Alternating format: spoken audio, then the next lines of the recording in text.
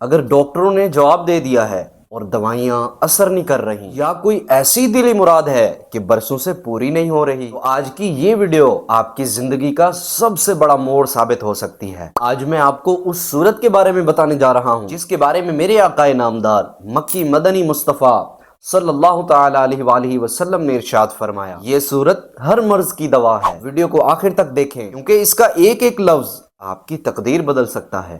ناظرین، سورہ فاتحہ یہ صرف قرآن پاک کا آغاز نہیں ہے، بلکہ یہ سورت شفا کا خزانہ ہے۔ اسی لیے اس مبارک سورت کا ایک نام سورت الشفا ہے، اور اسی طرح ایک نام سورت الشافیہ بھی ہے، یعنی وہ سورت جو شفا دینے والی ہے۔ بزرگان دین فرماتے ہیں اگر کوئی شخص اپنی جائز تمنائیں پوری کروانا چاہتا ہے تو وہ 100 ٹائم یعنی 100 مرتبہ سورۃ الفاتحہ کی تلاوت کرے اور پھر اللہ تبارک و تعالیٰ کے سامنے جھولی پھیلا دے، انشاءاللہ عز و جل اللہ پاک اس کو کبھی خالی نہیں لوٹائے گا۔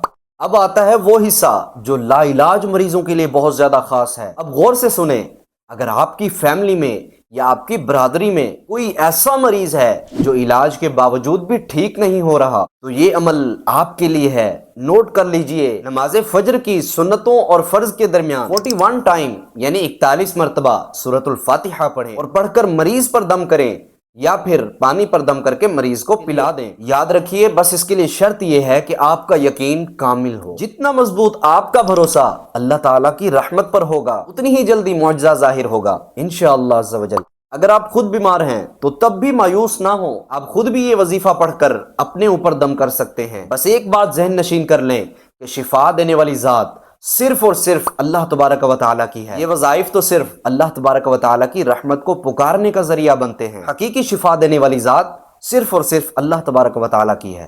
اللہ تبارک و تعالیٰ ہر بیمار کو صحت کاملہ عاجلہ نافعہ عطا فرمائے۔ کامنٹ میں اپنا یا اپنے مریض کا نام ضرور لکھیں تاکہ ہم سب مل کر ان کے لیے خصوصی دعا کر سکیں۔ اس ویڈیو کو صدقہ جاریہ سمجھ کر اپنے دوستوں کے ساتھ لازمی شیئر کیجیے، شاید آپ کی ایک شیئرنگ کسی کی زندگی بچا لے۔ اگر آپ کو میری یہ ویڈیو پسند آئے تو اس کو لائک کیجیے اور میرے چینل کو لازمی سبسکرائب کیجیے۔ انشاءاللہ ملتے ہیں نیکسٹ ویڈیو میں، تب تک کے لیے اپنا خیال رکھیں اور دعاؤں میں خاص یاد رکھیے۔ جزاکم اللہ خیرا، صلو علی الحبیب صلی اللہ علی محمد صلی اللہ علیہ وآلہ وسلم۔